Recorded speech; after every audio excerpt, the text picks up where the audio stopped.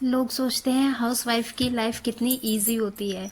जब मन करा सो गए, जब मन करा खा लिया, करना ही क्या होता है पूरा दिन।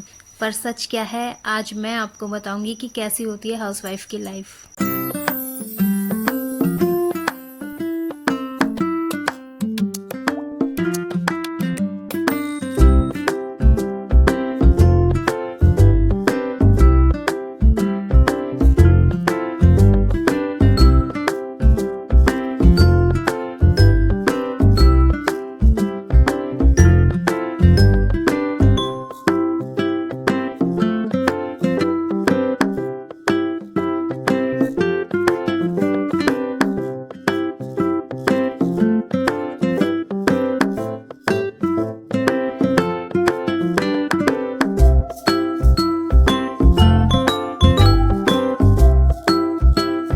हे guys, welcome back to my channel. मैं हूँ व्लॉगर मम्मा। कैसे हैं आप सब। तो आज मैं बताने वाली हूँ आपको हाउसवाइफ की लाइफ के बारे में कि वो कैसे जीती हैं, कैसे फील करती हैं।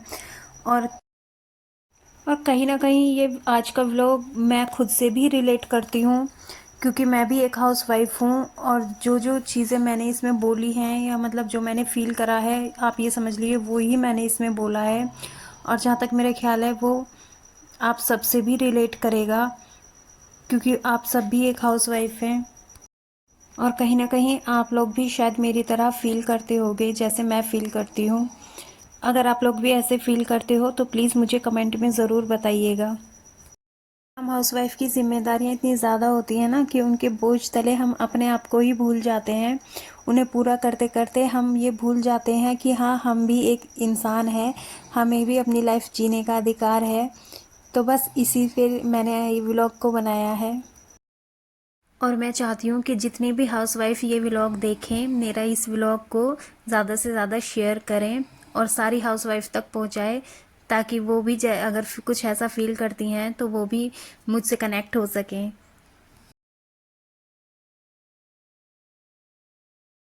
हम हाउसवाइफ की लाइफ का सबसे बड़ा सच होता है कि हमारी कोई सैलरी नहीं होती और ना ही लोग हमें वैल्यू करते हैं। No salary, no value.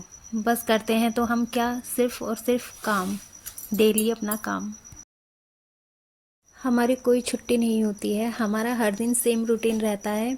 सुबह उठे, स्कूल, ऑफिस, लंच, ब्रेकफास्ट, बस यही सब काम हमारी लाइफ में बने रहते हैं डेली।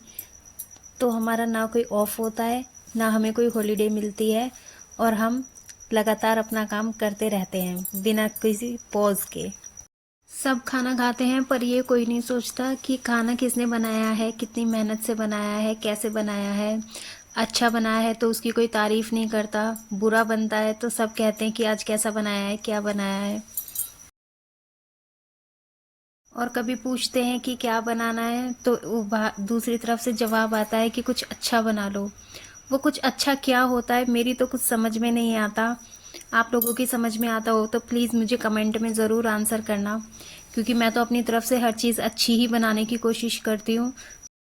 कुछ काम होते हैं जो हम करते हैं तो वो दिख रहे होते हैं कि हाँ, हम बर्तन धो रहे हैं, या हम झाड़ू लगा रहे हैं, या हम सफाई कर रहे हैं।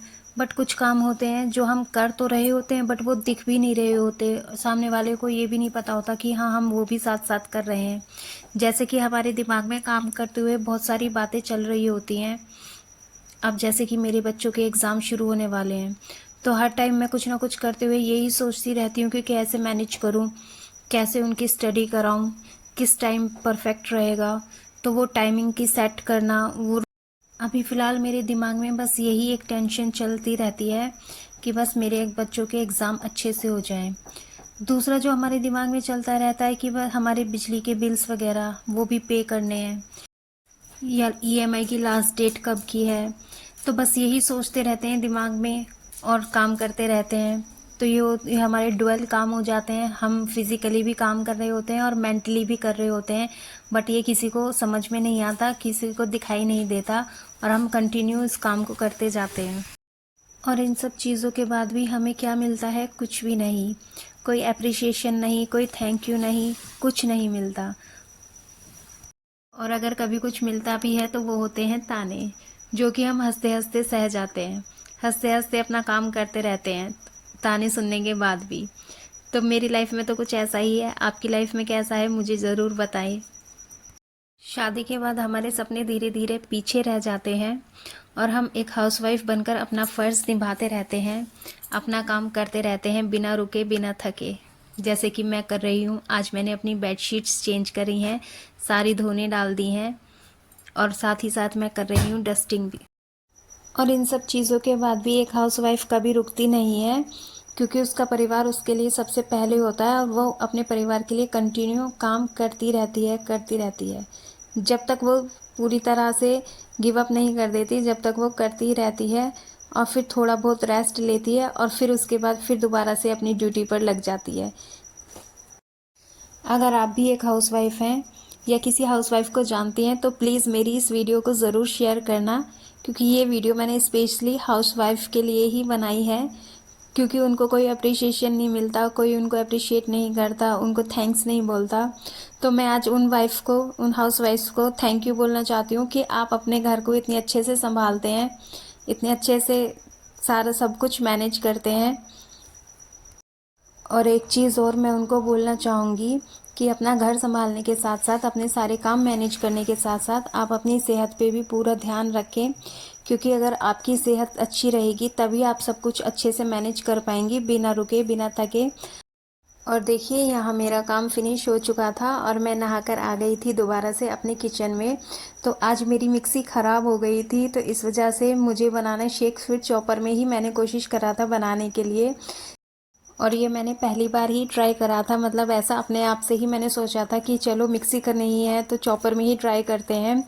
तो चॉपर में क्या हुआ था ना गाइज, उसके ना मिनी मिनी पीसीज हो गए थे, बिल्कुल छोटे छोटे टाइनी टाइनी पीसीज हो गए थे बनाना के। वो पूरा मैश तो नहीं हुआ था, लेकिन हाँ टेस्ट उसमें पूरा बनाना शेक वाला आ गया था, उतना बेकार नहीं लग रहा था पीने में।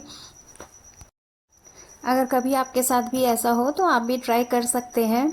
मुझे तो ठीक ठाक ही लगा था, आप ट्राई करके देख लीजिएगा। अगर आपको भी अच्छा लगे तो आप भी यूज़ कर लीजिएगा ऐसे ही।